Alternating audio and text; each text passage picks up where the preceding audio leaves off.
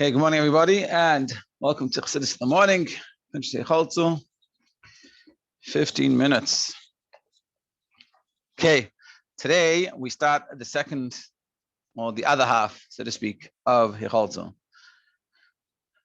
Yeah, and essentially that's the story. What we talked about yesterday, and we answered our questions. That is, why was Dafka that Moshe had to do this war with Midian? Then we explained how Midian, and we've seen how Midian is in contrast to Shem Havaya, and that's why it was Nekamas Havaya. It was the retribution of the level of Havaya, of the name of God, because we see Havaya is all about unity, and that's what we're going to be discussing, whereas Klippa Midian is all about the separation. We also explained that's also why the first place in Mikdash, and that's also why Klippa Midian is so bad, because the first place in Mikdash was destroyed, but it was only for 70 years, and then the second Beit HaMikdash was built. Why? Because even though the Averis were very chamor, very serious, very severe, it was Shuchas Damim, Gilui Arayos, Avodah Zarah, but even though it was severe, but it was a specific issue, so we could fix it. Whereas Klippa Midian, which is like sort of the totality of an issue, it encompasses everything. It's not a specific issue. It's sinas chinam. It just gets everywhere, and that's why the second Beit HaMikdash was destroyed because of sinas chinam, and we're 1800 plus years since then, and we're still stuck in Galus, unfortunately. Yeah, and that's also why it says Heichaltzu, which means you should all arm yourselves. But there was only 12,000 people going to the war, so why is everyone arming themselves? Because this is spiritually, it's all of us are in this war, in this battle. Yeah, exactly. And specifically Moshe, because Moshe is the epitome of Bittul, which is in contrast to Klippas Midian. Okay, and so now that we've understood, basically, yeah, you'll explain it very clearly. Page 135 at the top, Perek Yud Ches. This chapter begins the second portion of Kuntres Heichaltzu. The first portion, the Rebbe Rashab focused primarily on the negative qualities associated with Yeshus that lead to baseless hatred. In this portion, the Rebbe focuses on God's oneness. He begins the discussion of this subject by explaining the contrast between God's name Havaya and Elikim. So now we're going to start to talk about different levels of godliness to understand what does it mean true unity, what does it mean unity amongst God, within God, and also understanding this is a very key to understanding godliness and to really appreciating what does it mean when you say the word God or godliness. What do you mean by that? And this is what we're talking about. This is very similar to what it says in discussion in Shiur Yichud Ve'emunah in Tanya. It's a similar discussions, and if you pay attention, you really get it. It'll give you a deeper understanding of godliness. And when we talk about God and different levels of God, and when you think and you want to meditate in davening, let's say on God, this will give you the asius, the letters, the words to use. Let's go. And it's comes out to explain the ideas we talked about before. Klippas Midian is the opposite, and it goes against Shem Havaya. So we understand what Klippas Midian is, but we need to understand Shem Havaya. To truly understand this, we have to understand what does it mean Shem Havaya. What is this unity of Shem Havaya? And this is what we're going to discuss. So now first we're going to discuss Shem Elikim.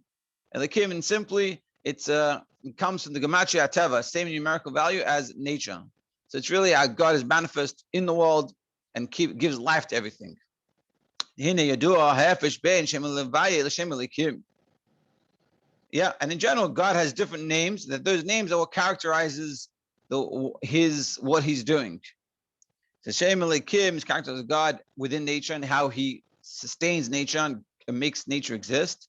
Shem Havaya is how He's above nature, and He doesn't interact in that same specific little detailed way. Let's see. The Shem Elikim hu makar Heichaltzu. Elikim, the name of Elikim represents God as He is in the source of creation, as the creation is divided. That's why it says Shem Elikim. Elikim is plural. It doesn't, God forbid, mean that God is plural, but it means the way He expresses Himself in this world is in the plurality of the world. Like it says, God, Elikim, but God in the plural, Kadeshim, holy, Kadeshim is also his plural. Who Asher Niglu Elav Elikim, they are built to them, God in the plural. How can you say, God forbid to say, God is pluralistic? We're monotheistic. We believe in one God. So what are we saying? Elikim, plural. So the answer is like this. Elikim, what's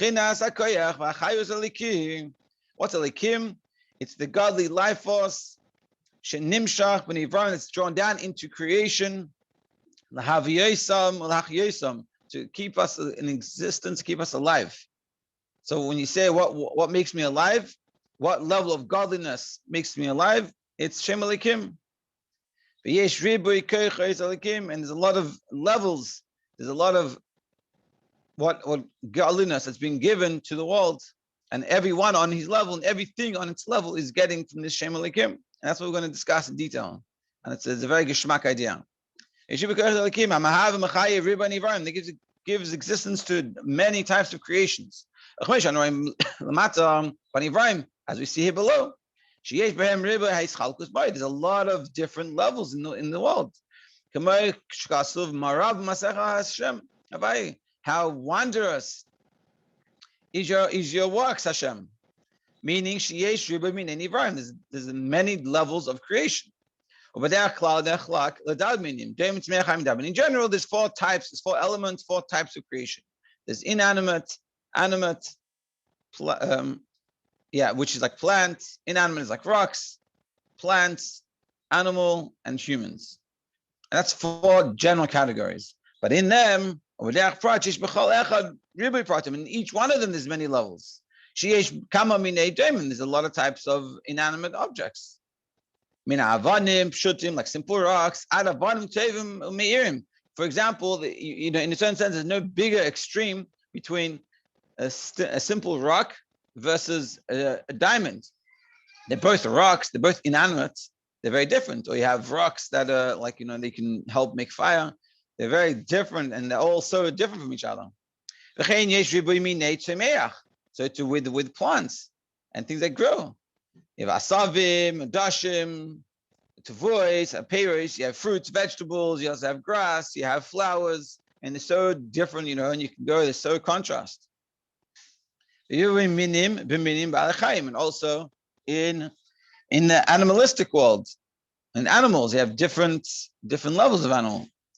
You have animals that are like in the sea, animals on the land, lions, fish.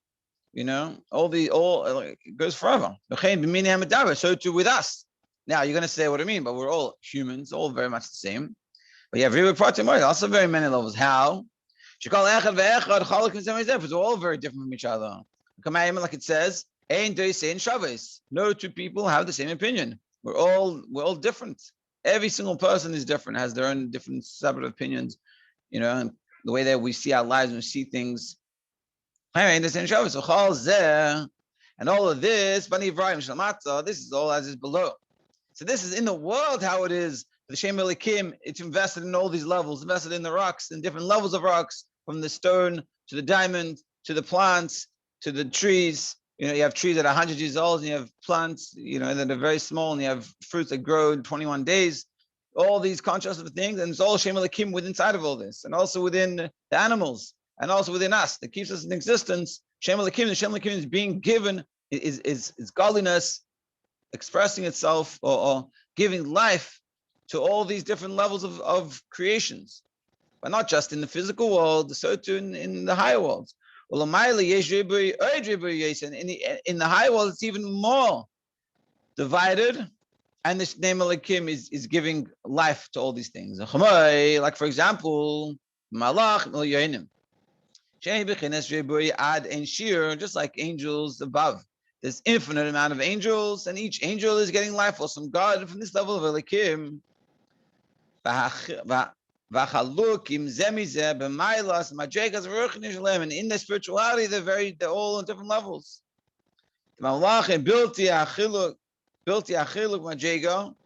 Because if there's no difference in levels, ein shayach behem hischalkus, there wouldn't be different angels. It will be the same angel. And like we know, there's an angel for healing, there's an angel for death, there's an angel, for everything. Or the vanivrayim shalamata, because creations, like in this physical world, haguf shalahem shenitfas begeder makom hu hamachlakam. What makes us different is the physical space that we take up.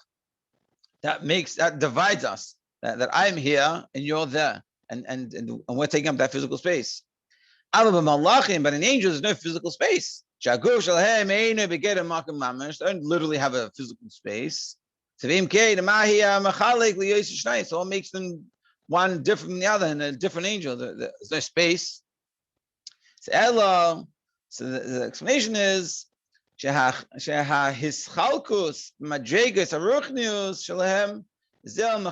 the spiritual level. What divides us? He's saying us is more physical. With the angel, it's more spiritual. Yesh Leima, we can say the Bechinas Makom Yesh Gam Be'elam Esalyenim Ruchnis. And he's saying in the bracket here that even though you can say that there is also, so to speak, space, is like not physical space, but space in Shemayim. Okay, you do like it's known the Sheirish of Makom Hu Bechinas Malchus Atzilus. The source of space is in Malchus of Atzilus, is in the lowest level in Atzilus. The imkain yesh bechinas makom be'elam is b'yitzir, and therefore in the lower world, there is place. Okay, shem shamakom delmata nitfas begeder gvul. Just like in the physical world, there's space and there's limited space. The fi oifen hagbul dasiya hagashmis shehu gvul mamash. Just like the physical, we live in a physical world that has physical dimensions. Also, spiritually, in these lower worlds, there's also this. Nitfas gam kein begeder gvul if you open gvul ditzira. So if they also spiritually there's a space. Gufos malachim, therefore the bodies of malachim of angels. Hagam shehem hayisaydes hadakim shehem eish ruach, even though they're on the most refined spiritual levels, and even in them the elements that they use is like air and fire, which is much more spiritual than earth and water. Not just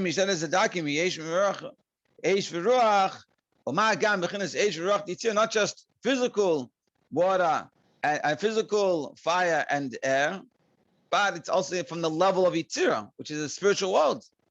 But never has a space. What he's saying is essentially that it's not a physical space like we know it, but there is some level of space in regards to angels, and they take up some type of space. It's in the spiritual, but it is. Also here we have ish, we have fire and wind, which is space.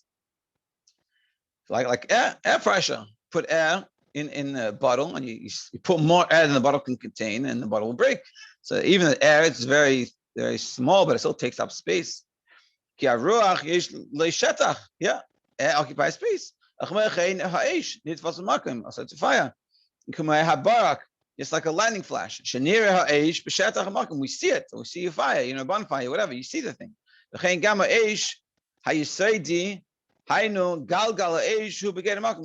the element of fire, in the sphere of fire,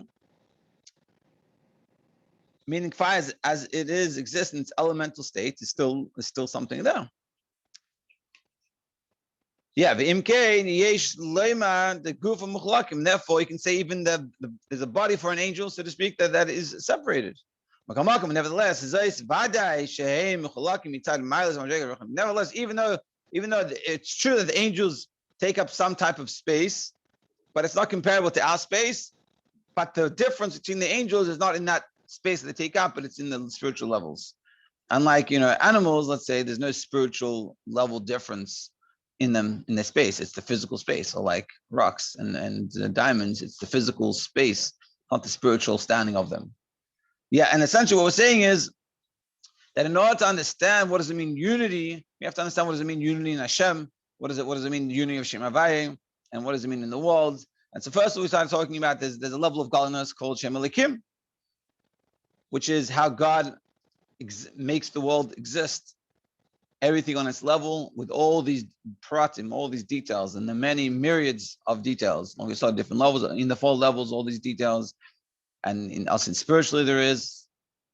And through understanding that, we'll understand, we'll define for us, what does it mean, the spiritual, what does it mean, Shem Havaye? How does it Havaye contrast to the Shem Elikim? To be continued tomorrow.